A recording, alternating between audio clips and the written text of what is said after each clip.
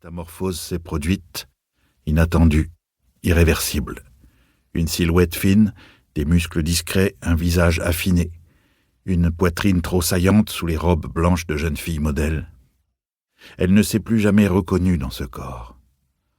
La beauté peut être un fardeau plus lourd à porter que la laideur. Cela, peu de gens sont capables de le comprendre. Près de sa serviette traîne un best-seller qu'elle a acheté dans la petite boutique de l'hôtel, mais dont elle n'a pas réussi à passer le premier chapitre par manque d'intérêt.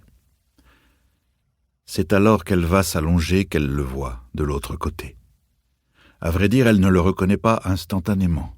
Elle aurait d'ailleurs préféré que la reconnaissance soit immédiate, brutale, sans équivoque. C'est d'abord comme une présence, cette sensation inexplicable que quelqu'un vous épie, même si l'homme ne la regarde nullement. Il lui faut du temps avant que cette sensation se transforme en pensée rationnelle. Elle cligne des yeux à plusieurs reprises pour être sûre. Elle ne comprend pas comment elle a pu ne pas le remarquer avant. Est-il arrivé tandis qu'elle nageait, ou était-il déjà là? Quelle probabilité y a-t-il que ce soit lui? Vraiment lui? Elle l'observe, sidérée. Quelque chose remonte en elle, pareil à une lame de fond, qui finit par saisir tout son être. Elle ne peut plus bouger, sa nuque est raide, ses bras immobiles collés à ses cuisses. Son corps n'est plus son corps. Elle ne sent plus que les gouttes d'eau ruisseler de ses cheveux jusqu'à son front.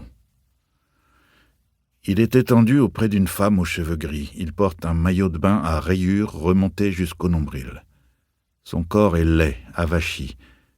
Elle est incapable de lui donner un âge précis.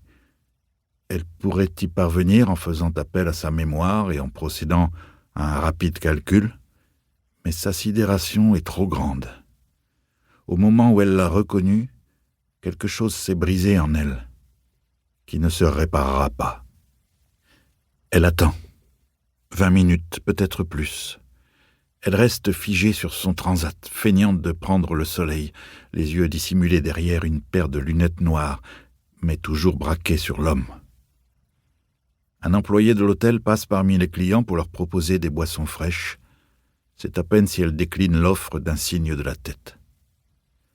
L'homme se lève enfin. Sa femme, ou du moins la femme qui l'accompagne, ne bouge pas. Ils échangent quelques paroles dont elle ne connaîtra pas la teneur. Il lui pose une main sur l'épaule, avant de s'éloigner d'un pas traînant, serviette sous le bras. Elle patiente quelques secondes pour ne pas attirer l'attention, mais qui pourrait bien être capable de saisir ce qui est en train de se jouer au bord de cette piscine, puis récupère rapidement ses affaires et quitte son transat pour le suivre. L'homme se dirige vers un bungalow à la façade rose, à l'extrémité du complexe hôtelier, derrière des palmiers aux feuilles jaunies. Numéro 36.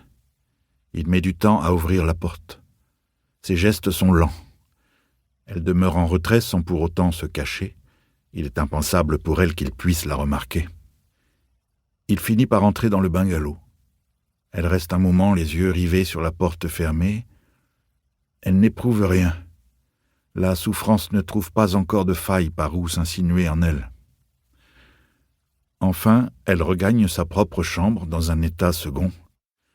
Il reste moins de 5 minutes, le temps de prendre ce dont elle a besoin dans la petite cuisine ouverte. Ensuite, elle retourne en direction du bungalow, accomplissant le chemin comme si aucune autre issue ne s'offrait à elle.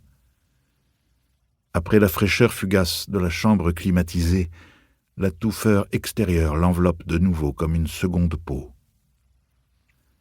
Arrivée devant le numéro 36, elle pose une oreille contre la porte afin de s'assurer qu'il est toujours seul, que la femme ne l'a pas rejoint. Elle frappe. Le geste est tout juste esquissé et elle croit un instant qu'il n'a pas pu l'entendre. Mais l'homme finit par ouvrir.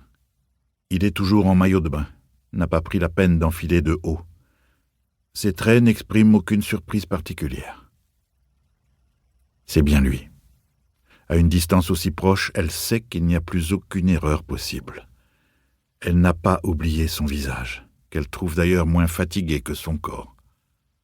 Elle se dit qu'habillé, il doit pouvoir encore faire illusion. Pour continuer à écouter ce livre audio gratuitement, cliquez sur le lien dans la description et vous pourrez l'écouter en entier sans frais grâce à l'essai de 30 jours d'Audible.